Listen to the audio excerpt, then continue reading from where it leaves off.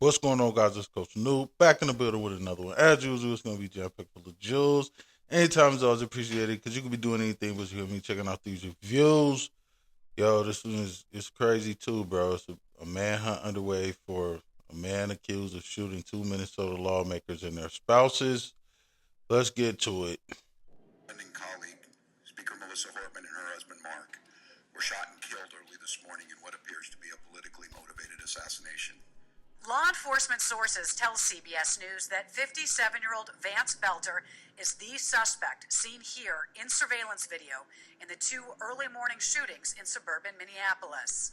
Hey, mental health, physical health, spiritual health, decision making, bro. And you know, most of the reviews or the videos are about, the husband killing the wife or, killing everybody, the kids, neighbors, in laws, something like that. But it doesn't always have to be, bro, because mental health is mental health. And, if you're not in the right frame of mind, you could take anything too far. And in this case, what I'm saying, he took it too far and, well, he's being accused of it. You know what I'm saying? And usually when you're not able to find people and they don't want to be questioned or they don't want to be found, then it makes them look guilty, bro. And in this instance, it was some lawmakers, bro. So politically, he was in deep and he felt like the people that were making the laws weren't making the laws how he wanted them to be, or he felt like it wasn't helping the people, or something like that. Anyway, whatever he thought, he felt like it wasn't right, bro. So mentally, he just took it too far, man. And, he ended up unaliving some people and he ended up injuring some people, bro, which is crazy because if you don't like something, then yeah, you do something about it, but not to the point where you put yourself in jeopardy, your life in jeopardy, your livelihood,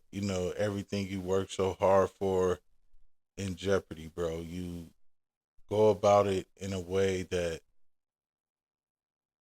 it could change things, but you're doing it legally. You're not doing it illegally. You know what I'm saying? You're not taking matters into your own hands. Belter is no stranger to Minnesota politics. He was appointed twice to the governor's Workforce Development Commission, most recently by Governor Walz. Melissa Hortman was a fixture in the state capitol, the Democratic leader of the Minnesota House, and a former speaker. She was shot multiple times, along with her husband, Mark. State Senator. All right, so he was heavy into politics, man, and you know, so that's basically what he ate it, breathed it, slept it, bro. Politics. That's what he was doing. And when things wasn't going his way, or he felt like, you know, nobody was listening to him or something like that, then like I said, he took matters into his own hands. And like I said, he's just being accused of it. But he looked like the dude had on a mask. So for you to even be accused of stuff and you had on a mask, then you know what I'm saying, that's crazy, bro. And it's showing signs of like mental illness, man. Just to even think like that's the way to handle your affairs, and that's okay to handle your affairs like that, is to impersonate a police officer, go to somebody's house, get them to open the door, start spraying them. You know what I'm saying? That's crazy, man. John Hoffman and his wife were seriously wounded. Both couples were attacked overnight in their homes, about 8 miles from each other, by a gunman posing as law enforcement to gain entry. Look at the bullet holes in that thing, man. It looked like he ain't even give him a chance to, or they was trying to close the door or something like that. And, you know what I'm saying? Whatever kind of bullets he had was going through that thing, man. And he injured a couple and he unalived a couple, man. And now, you know, it's a manhunt for him. And he put so much time and energy into doing what he did, so strategically, like dressing up as a police officer, which is impersonating a police officer, and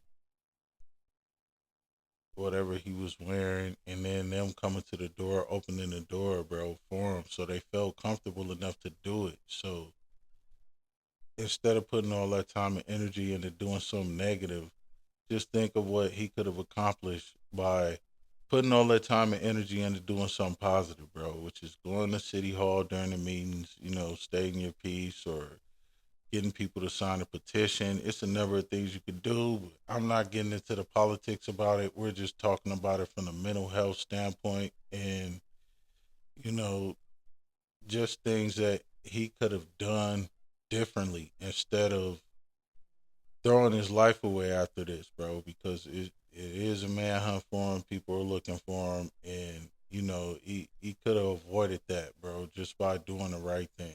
They were wearing a vest with taser, other equipment that would, a badge very similar to mine, that no question.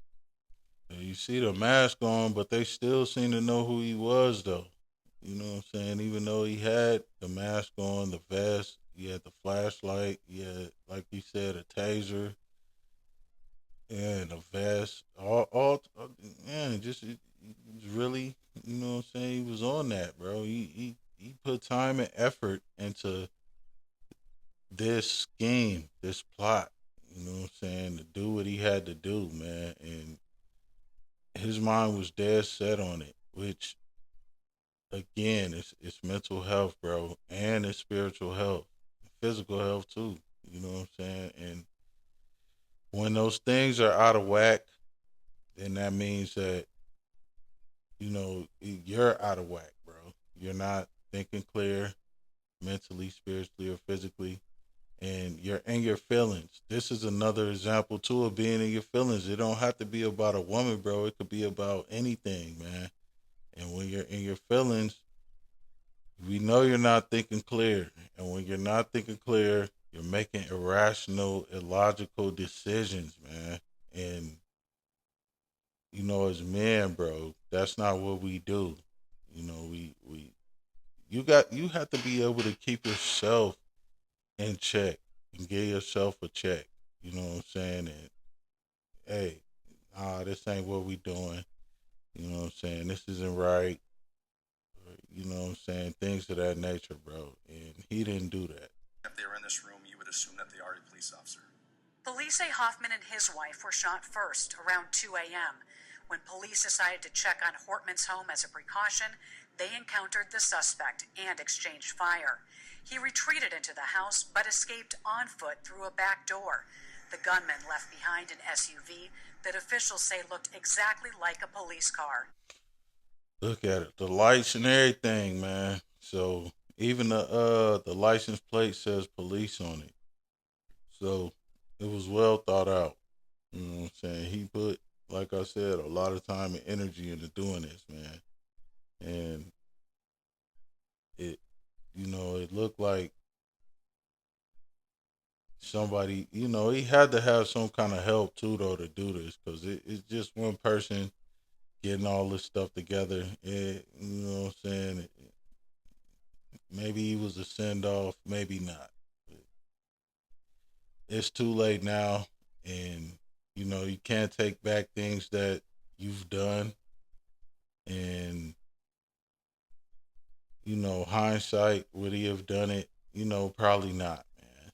But that's the reason why I always say, you know what I'm saying, your discernment and your decision making, bro. It affects you and everyone around you. And by doing this, impersonating a police officer, he just, he threw off the whole neighborhood. He could have gotten to anybody's house. Anybody would have came to the door, just like they said. He looked just like a policeman. Inside the vehicle, a law enforcement source tells CBS News there was an extensive list of possible targets, and the names of more than 50 individuals, including abortion rights advocates, abortion facilities, as well as the names of officials outside Minnesota.